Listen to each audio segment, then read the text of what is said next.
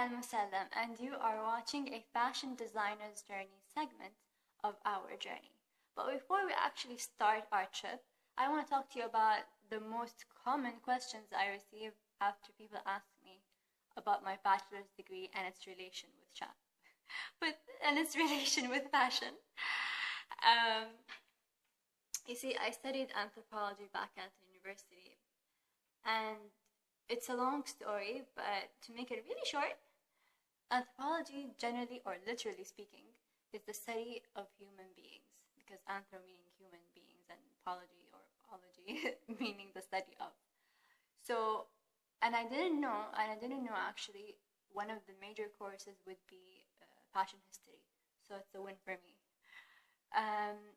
What we study generally is how trends or how cultures change over time, and what happens when, let's say, a new idea emerged, and the time it takes for the culture or the society to adapt it, whether they reject it at first, and then how it becomes the norm.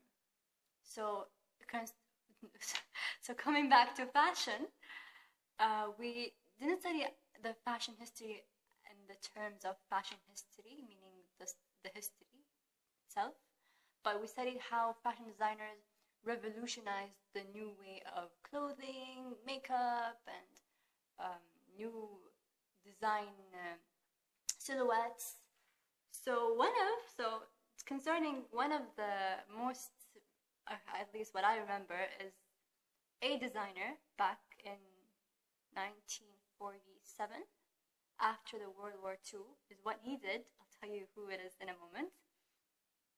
So what he did is he revolutionized the silhouette of the woman and actually used excessive fabrics in a time period where they just finished World War II and it was a shortage of materials. Actually, you know what? I'm not going to say that.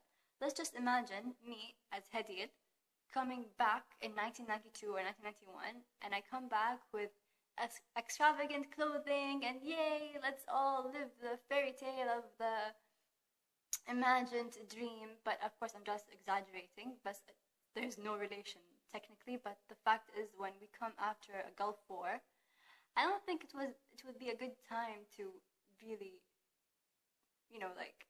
live life, because I don't think that time would have been a great time. I mean, given the circumstances of shortage of food, water, just putting down the fire, and you know what I'm saying? So it's not really a good time. So what happened in 1947, this designer came and he launched his first line, even though we couldn't really measure the shock period, but it was indeed a shock to at least the society or the culture he was living in. But they loved it.